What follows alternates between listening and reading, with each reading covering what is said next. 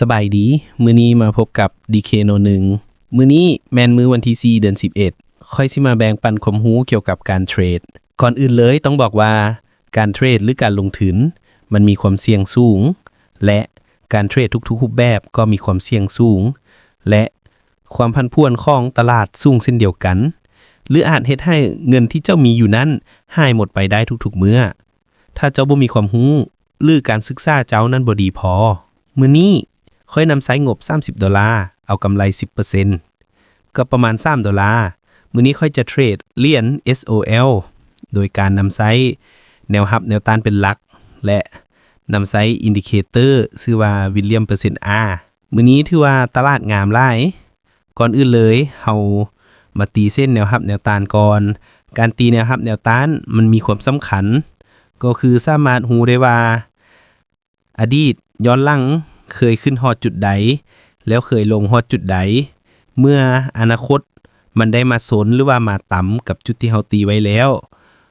ค่าของอินดิเคเตอร์อยู่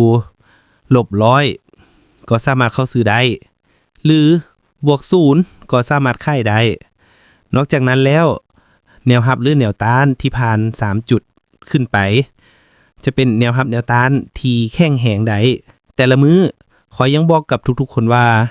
ก่อนจะเทรดนั้นต้องกวดสอบเบิ่งหลายๆเหรียญก่อนว่ามีความผันผวนน้อยหลายส่ำใดเลือกเอาเหรียญที่ผันผวนน้อยที่สุดและทดลองการฝึกก่อนการเข้าเทรดจริงทุกๆครั้งการเทรดข้อยยังบอกว่าข้อยเองก็บ่ได้เทรดบวกในทุกๆมื้อข้อยก็เทรดมีลบบางมื้อบวกบางมื้อแต่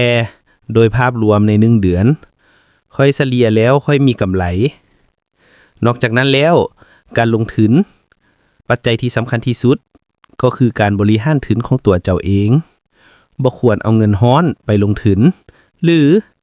เงินทั้งหมดของตนเองมาลงทุนเงินที่จะเอามาลงทุนนั้นต้องคิดเพื่อไว้ว่าถ้าเสียไปแล้วจะบ่เดือดร้อนหยังต่อเฮาบ่ส่งผลกระทบต่อชีวิตเฮาสำหรับข้อยแล้วในคลิปนี้ข้อยได้เพียง$3.3ก็ถือว่าหลายแล้วเพราะเทียบใส่เปอร์เซ็นต์ก็เกิน 10% แล้วทั้งนี้แล้วคลิปนี้สร้างขึ้นมาเป็นเพียงแนวทางการศึกษาและการให้ความรู้เท่านั้นบ่ได้แนะนำหรือสักสวนผู้ใดมาลงทุนทั้งสิ้นท้ายนี้ไผที่ยังบ่ทันได้กดติดตามฝากกดติดตามและกดไลค์กดแชร์หรือกดคอมเมนต์อยากให้เฮ็ดคลิปแบบใดสามารถแนะนำได้ขอขอบใจ